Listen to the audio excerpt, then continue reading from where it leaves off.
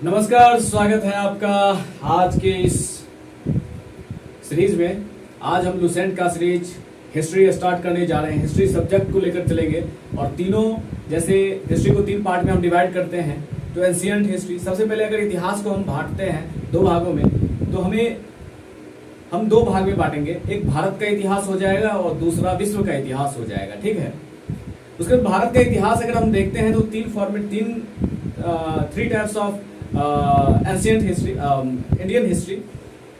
अगर भारतीय इतिहास को हम 3 भागों में बांटते हैं, जैसे कि एंशिएंट हिस्ट्री प्राचीन इतिहास, मेडिवल हिस्ट्री मध्यकालीन इतिहास, और मॉडर्न हिस्ट्री आधुनिक भारत का इतिहास। हम इसे सबसे पहले प्राचीन इतिहास को हम लेकर चलेंगे और तीनों फॉर्मेट में जैसे ही हमने बांटा तो प्राचीन इतिहास को लेकर हम स्टार्ट करने जा रहे हैं, ठीक है। जैसे हिस्ट्री को हमने बताया था आपको 2 पार्ट में हम डिवाइड करेंगे। एक हो गया भारत का इतिहास और दूसरा हो गया विश्व का इतिहास, ठीक है। इंडियन हिस्ट्री और वर्ल्ड हिस्ट्री। उसके बाद अगर हम देखें भारत का इतिहास, अगर स्टार्ट करने जा रहे हैं भारत के बारे में, इंडियन हिस्ट्री को हम स्टार्ट करें तो इसे 3 भागों में बांट सकते हैं। और जैसे कि एक हो गया प्राचीन इतिहास, दूसरा हो जाता है मध्यकालीन और तीसरा हो जाता है आधुनिक,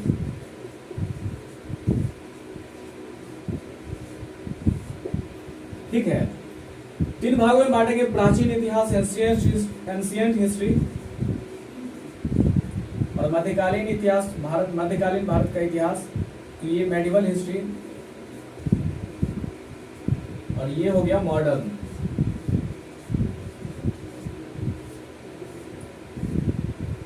ठीक है, तो हम एंशिएंट हिस्ट्री को लेकर चलेंगे। एंशिएंट हिस्ट्री को अगर हम देखें तो यहां जाने से पहले हम जान लेते हैं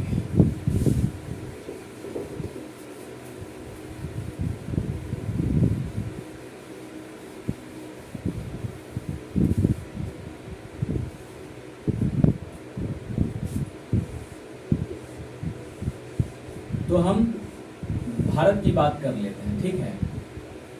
भारत की अगर बात करें तो हमारे महाकाव्य और पुराणों में जो है महाकाव्य,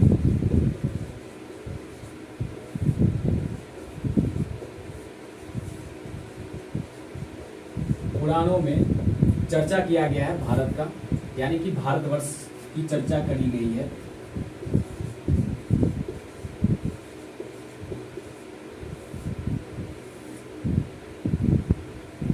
यहाँ के निवासियों को जो है भारत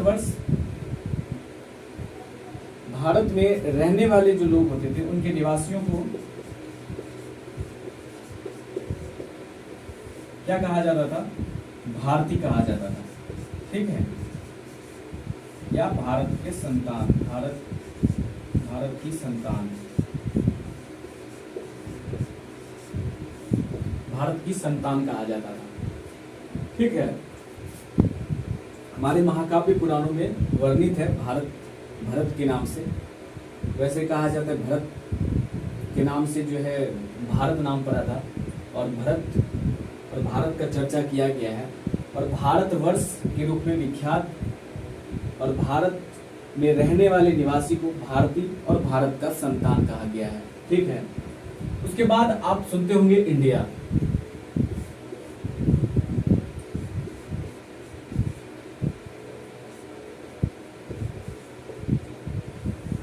इंडिया शब्द जो है कहां से आया? ये इंडिया शब्द जो है यूनानियों के द्वारा दिया गया एक शब्द है। यूनानियों, ग्रीक के जो लोग थे उनके द्वारा दिया गया ये शब्द है इंडिया। जबकि हिंदुस्तान की अगर बात करें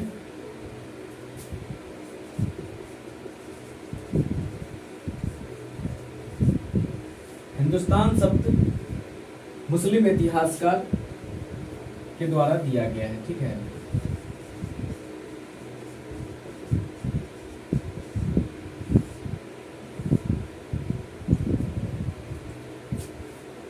इंडिया यूनानियों के द्वारा दिया गया है और हिंदुस्तान सब जो है मुस्लिम इतिहासकार के द्वारा, अरबी मुसलमान जो आए थे, अरबी मुसलमान सब जो आते थे इंडिया, उनके द्वारा दिया गया। एंशिएंट हिस्ट्री अगर हम स्टार्ट करते हैं, एंशिएंट हिस्ट्री स्टार्ट करने के साथ ही हम इसे 4 भागों में बांटते हैं और धार्मिक और ऐतिहासिक ग्रंथ की ओर चलेंगे। तो सबसे पहले हम रिलीजियस स्क्रिप्ट को पढ़ेंगे, उसके बाद हिस्टोरिकल स्क्रिप्ट और उसके बाद रिकॉर्ड्स ऑफ फॉरेनर्स, विदेशियों के विवरण और आर्कोलॉजिकल एविडेंस, पुरातत्व संबंधी साक्ष्य। मुख्य बिंदु 4 हैं और चारों की हम बात करेंगे धार्मिक और ऐतिहासिक ग्रंथ में। सबसे पहले हम धर्म ग्रंथ की ओर चलते हैं और वेद पुराण जैसे रिलीजियस स्क्रिप्ट जो है उन सब की हम बात करेंगे। सबसे पहले वेद की बात करेंगे और इस तरह से धार्मिक ग्रंथ के बाद ऐतिहासिक ग्रंथ की ओर चलेंगे, उसके बाद विदेशियों के विवरण और पुरातत्व संबंधी साक्ष्य। ठीक है, सबसे पहले इसे हम साफ कर देते हैं, उसके बाद फिर से स्टार्ट कर देते हैं। ठीक है,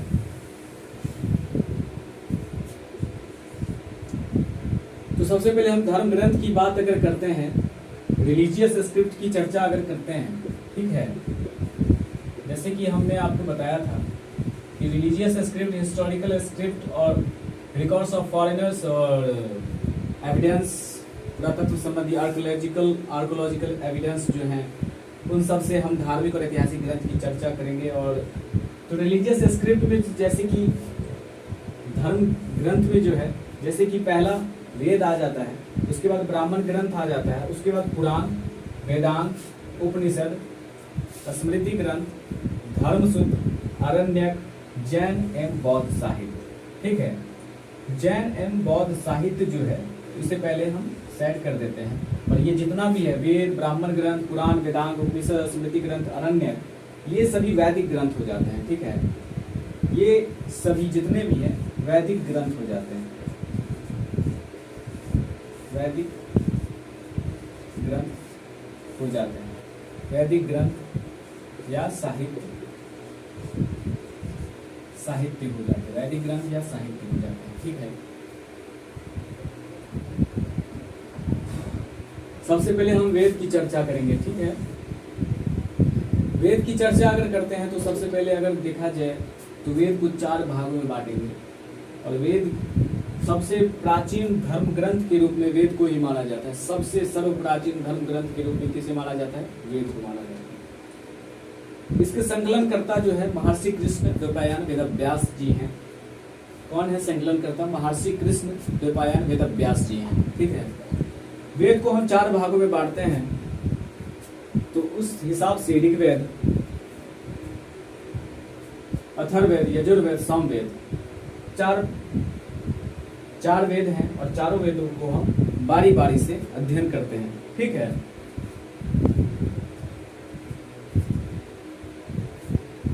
आपने जान लिया कि धर्म ग्रंथ रिलीजियस स्क्रिप्ट में वेद, ब्राह्मण ग्रंथ, पुराण, वेदांत, उपनिषद, स्मृति ग्रंथ, धर्मसूत्र, आरण्यक, जैन एवं बौद्ध साहित्य, वैदिक ग्रंथ साहित्य, यानी कि जैन और बौद्ध साहित्य को छोड़कर ये जितने भी हैं आपको रिलीजियस स्क्रिप्ट, जितने भी धर्म ग्रंथ आपको दिख रहे हैं, ये सभी वैदिक साहित्य के रूप में जाने जाते हैं।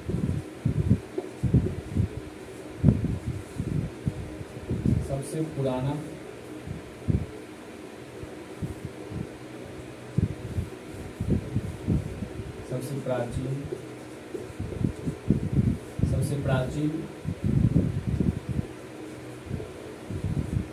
सबसे प्राचीन ग्रंथ के रूप में वेद को ही माना जाता है, पहला। दूसरा अगर बात करें, पहला दूसरी, वेद के जो संकलन करता है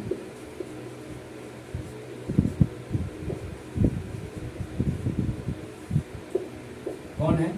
महर्षि कृष्ण द्वैपायन वेदव्यास।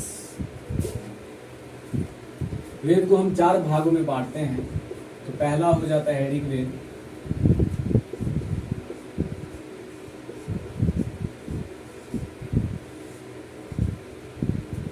सामवेद,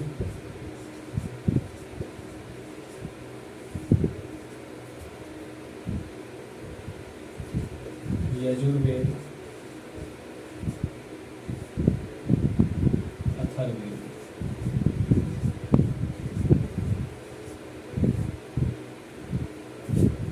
4 वेद हैं। सबसे पहले आपने जाना, अगर हम वेद की बात अगर करते हैं तो सबसे प्राचीन धर्म ग्रंथ के रूप में माना जाता है। वेद को संकलन करता जो है महर्षि कृष्णदेवराय वेद व्यास जी हैं। इसे ये जो है वेद मुख्य रूप से 4 है, ऋग्वेद, सामवेद, यजुर्वेद, अथर्ववेद। ठीक है, हम ऋग्वेद की बात करेंगे, ऋग्वेद की ओर चलेंगे और ऋग्वेद की तरफ जाने से पहले हम इसे पहले मिटा देते हैं। ठीक है, कि वेद सबसे पुराना धर्म ग्रंथ के रूप में माना जाता है, सबसे प्राचीन धर्म ग्रंथ के रूप में वेद को ही माना जाता है, सबसे प्राचीन धर्म ग्रंथ। और इसके संकलनकर्ता जो है महर्षि कृष्णदेवराय वेद व्यास जी हैं। ये 4 वेद जो है मुख्य रूप से 4 हैं, ऋग्वेद, सामवेद, यजुर्वेद, अथर्ववेद। ठीक है, तो सबसे पहले हम ऋग्वेद की ओर चलेंगे, ऋग्वेद के बारे में जानेंगे। ठीक है,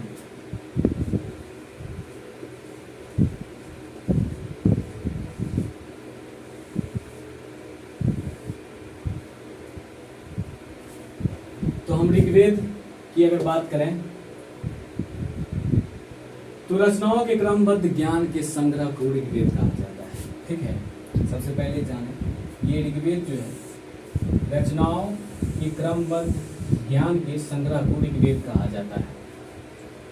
ऋग्वेद का जो विभाजन किया गया है उसमें 10 मंडल, विभाजन जो किया गया उसमें 10 मंडल, 1028 सूक्त, 1028 सूक्त, 10,462 रचनाएं हैं। ठीक है, विभाजन के रूप में 10 मंडल है, 1028 सूक्त, 10,462 रचनाओं का विवरण किया गया है। ठीक है, इस रचनाओं में अगर बात करें तो सबसे पहले उस समय इंद्र प्रमुख देवता के रूप में माने जाते थे। ठीक है, प्राचीन समय में इंद्र को प्रमुख देवता के रूप में माने जाते थे।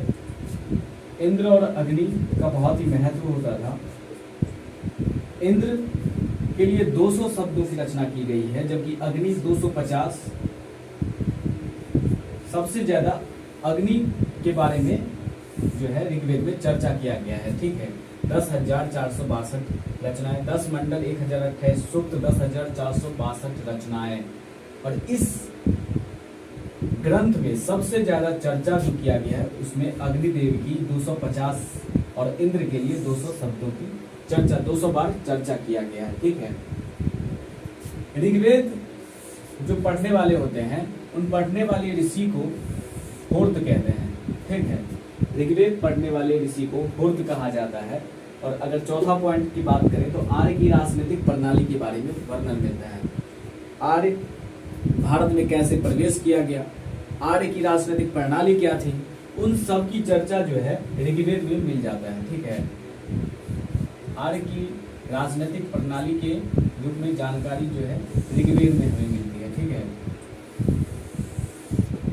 राजनीतिक प्रणाली की चर्चा मिलती है। उसके बाद 5वां पॉइंट की बात करें तो विश्वामित्र द्वारा रचित तीसरे मंडल में, विश्वामित्र द्वारा रचित तीसरे मंडल में जो है सूर्य देवता सावित्री को समर्पित एक गायत्री मंत्र है। और यह गायत्री मंत्र जो है ये मुख्य रूप से अगर देखा जाए तो हिंदू सनातन के रूप में लाने का एक तरह से अगर देखा जाए यह मंत्र कारगर के रूप में माना जाता था। और ये इस मंत्र के द्वारा उस धर्म में उसे वापस किया जाता था। ठीक है, और यही विश्वामित्र द्वारा रचित जो तीसरा मंडल है उसमें सूर्य देवता सावित्री को समर्पित गायत्री मंत्र,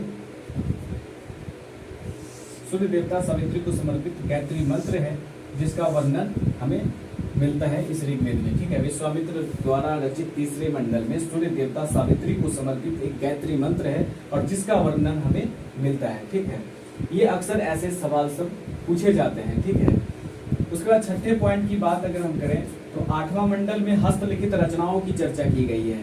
हाथ से लिखे हुए रचनाओं की चर्चा इसमें की गई है 8वें मंडल में। हस्तलिखित रचनाओं की चर्चा की गई है 8वें मंडल में, जिसे हम खिल कहते हैं। जिसे क्या कहा जाता है? खिल कहा जाता है। हाथ से 8वें मंडल में हस्तलिखित रचनाओं को खिल कहा जाता है। ठीक है, नौवें मंडल में सोमदेव का उल्लेख किया गया है। नौवें मंडल में जो है सोमदेव का उल्लेख किया गया है। 10वें मंडल में जो है चतुष्वर्णीय समाज का चर्चा किया गया है। चतुष्वर्णीय समाज की चर्चा की गई है 10वें मंडल में। ठीक है, चतुष्वर्णीय यानी कि 4 वर्ण, 4 वर्ण, ब्राह्मण,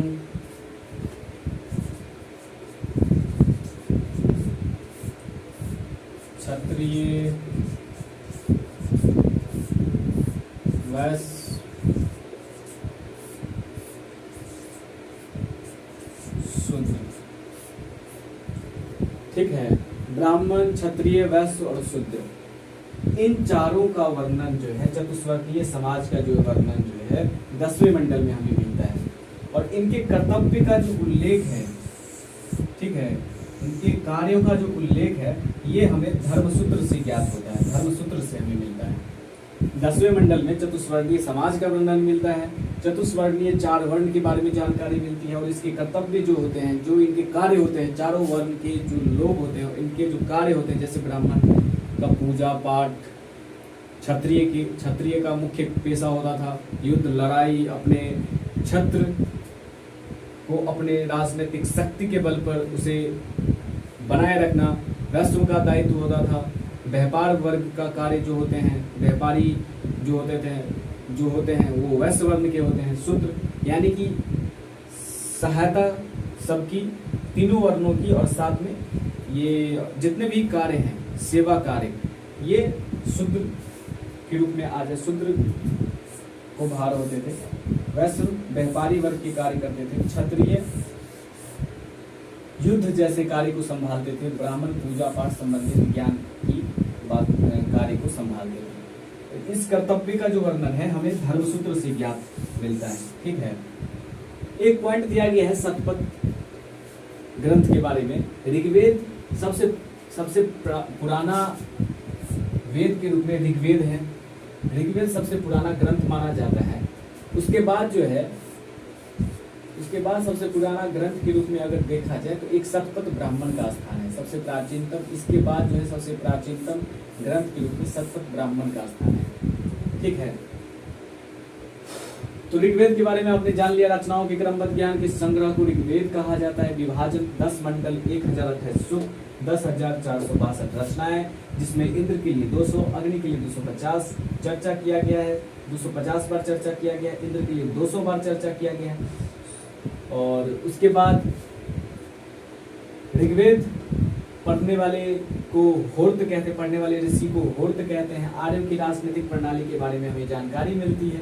विश्वामित्र द्वारा रचित तीसरे मंडल में जो है सूर्य देवता सावित्री को समर्पित एक गायत्री मंत्र है, और गायत्री मंत्र का जो उल्लेख किया गया, वर्णन किया गया, इस गायत्री मंत्र के बारे में यह भी कहा गया कि जो भी आर्य जब भारत में आए तो सभी को अपने सनातन धर्म में लाने के लिए गायत्री मंत्र का ही सहारा लिया जाता था। गायत्री मंत्र से ही उनको धर्म में वापसी किया जाता था, धर्म में उन्हें लाया जाता था, सॉरी वापसी नहीं, लाया जाता था। 8वें मंडल में हस्तलिखित रचनाओं की चर्चा की गई है, जिसे खिल कहा जाता है। ठीक है, 9वें मंडल में सोमदेव का उल्लेख है। 10वें मंडल में चतुष्वर्णीय समाज का उल्लेख है, चारों वर्णों का उल्लेख किया गया है, ब्राह्मण, क्षत्रिय, वैश्य और शूद्र। ठीक है, इनके कर्तव्य के बारे में जो जानकारी है वो हमें धर्मसूत्र से मिलता है, और धर्मसूत्र से जानकारी मिलती है चारों वर्ण, ब्राह्मण, क्षत्रिय, वैश्य, शूद्र। शतपथ ब्राह्मण ग्रंथ जो है ऋग्वेद के बाद सबसे पुराना अगर कोई ग्रंथ है तो शतपथ का स्थान है। ठीक है, शतपथ ग्रंथ, शतपथ ब्राह्मण ग्रंथ का स्थान है। ठीक है, तो चलिए अब सोमदेव की ओर चलते हैं, सॉरी सामवेद की ओर चलते हैं।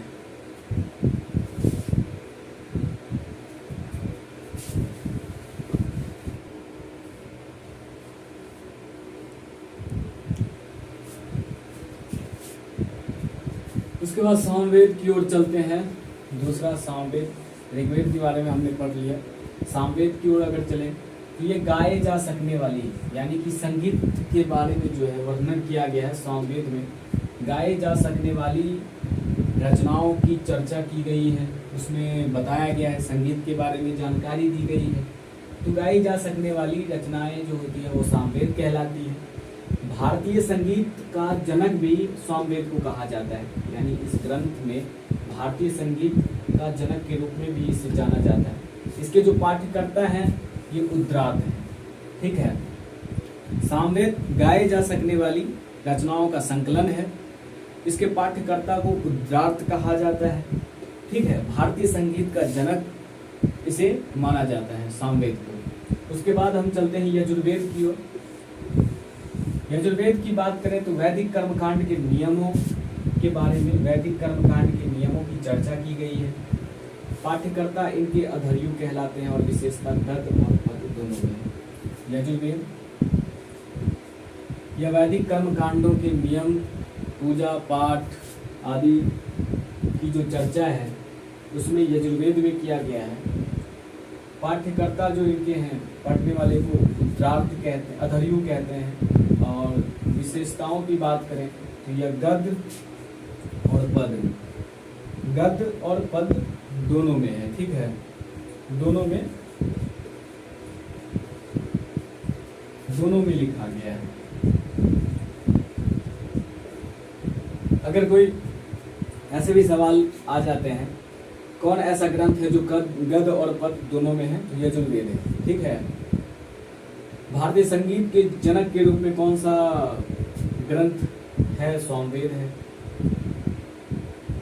वैदिक कर्मकांड के नियमों के संकलन के बारे में संकलन किया गया यजुर्वेद में। पाठ्यकर्ता अधर्यु, विशेषता गद्य और पद दोनों में, ठीक है। उसके बाद सामवेद हो गया, यजुर्वेद हो गया। अब चलेंगे अथर्ववेद की ओर।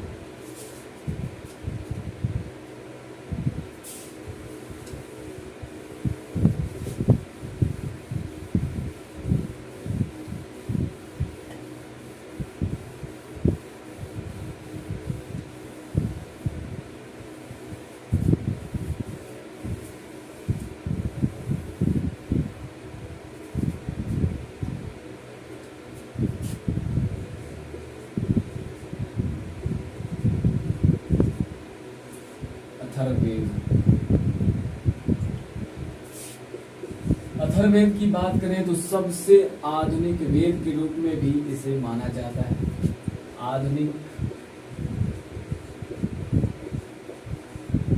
आधुनिक कहें या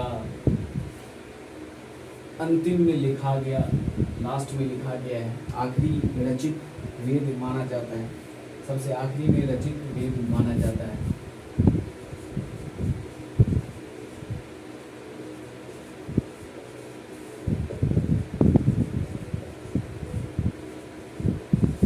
रचित वेद अथर्ववेद को ही माना जाता है।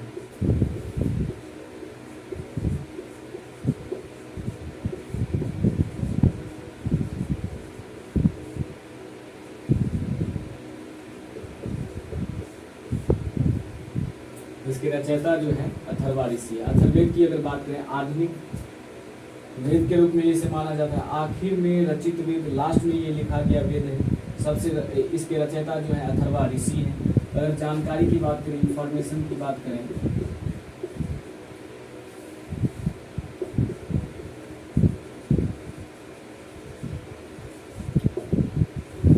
इससे जानकारी क्या क्या मिलती है, तो रोग निवारण, जादू टोना,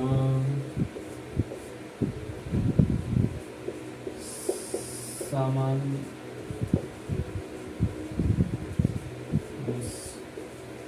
विचार, विश्वास,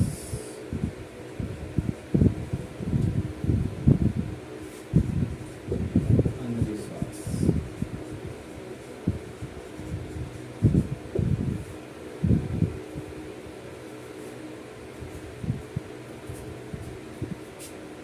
जानकारी जो मिलती है, रोग निवारण, जादू टोना, विवाह आदि जैसे चीजों की हमें जानकारी मिलती है अथर्ववेद में। अथर्ववेद में जो है रोग निवारण, जादू टोना, विवाह जैसी चीजों की जानकारी जो है वो हमें अथर्ववेद में मिलती है। दूसरा, अगर दूसरे पॉइंट की बात करें तो सामान्य मनुष्य के विचार जो होते हैं, सामान्य जो मनुष्य के विचार होते हैं, विश्वास, अंधविश्वास जैसी चीजों की जो रहती है, उन सभी बातों का भी उल्लेख किया गया है। विश्वास अंधविश्वास के बारे में भी जानकारी, सामान्य मनुष्य के विचार अंधविश्वास के बारे में जानकारी दिया गया है।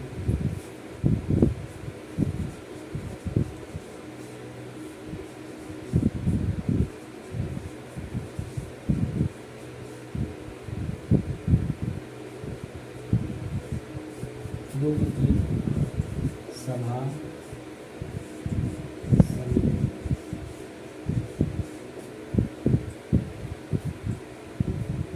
उसके बाद कन्याओं की जन्म की निंदा।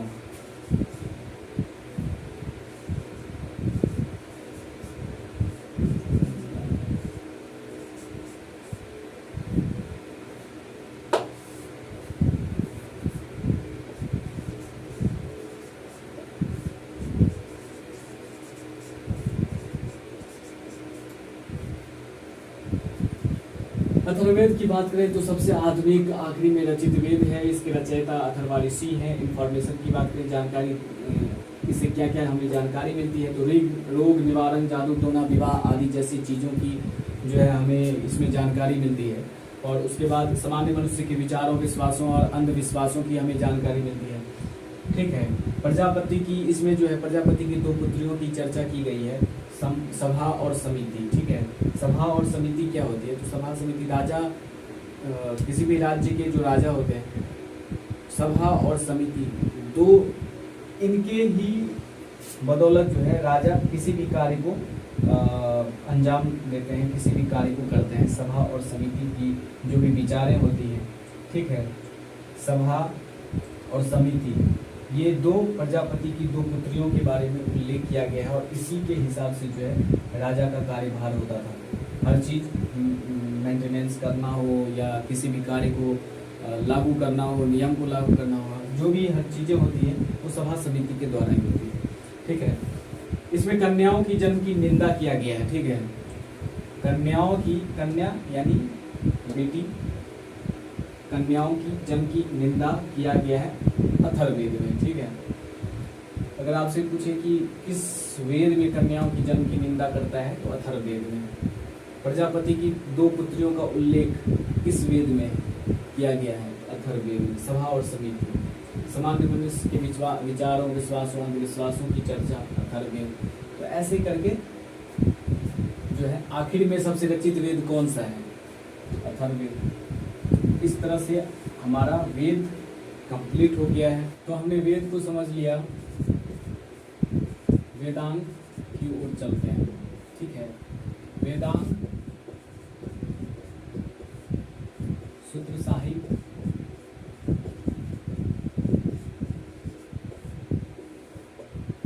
वेदांग और सूत्र साहित्य की ओर चलते हैं। वेदांग जो है मुख्य रूप से वेदों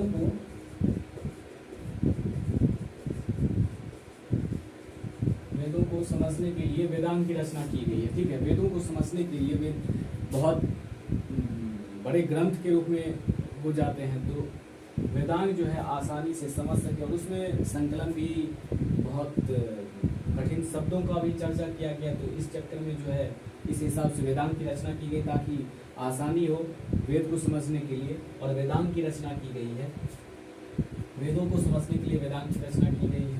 इनकी संख्या जो है वो 6 है।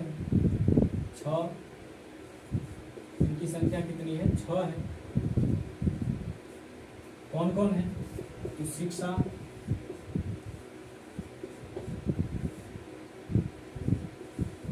व्याकरण,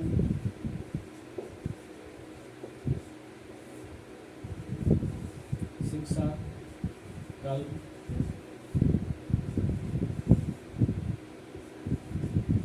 निरुक्त, शिक्षा, व्याकरण, कल्प, निरुक्त, शिक्षा, व्याकरण, कल्प, निरुक्त, छंद, ज्योतिष।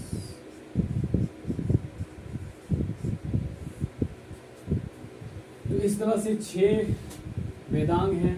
शिक्षा जो हो जाता है ये आपका उच्चारण पर जोर दिया गया, व्याकरण व्याकरण ही हो जाता है, व्याकरण पर ज़्यादा जोर दिया गया। कल्प जो है ये रस्म,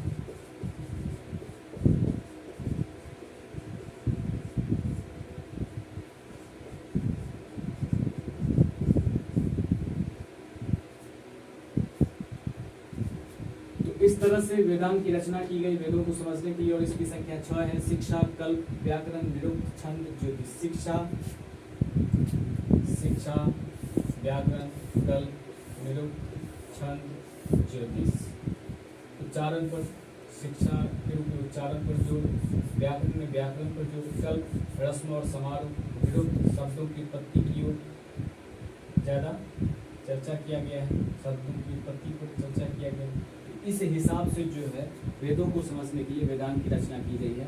उसके बाद इस तरह से हम वेदांत तक पढ़ लिए हैं। अब चलेंगे पुराण की ओर। ठीक है, अब हम कहाँ चलेंगे? पुराण की ओर। तो अगले नेक्स्ट वीडियो में हम उसे पूरा कंप्लीट कर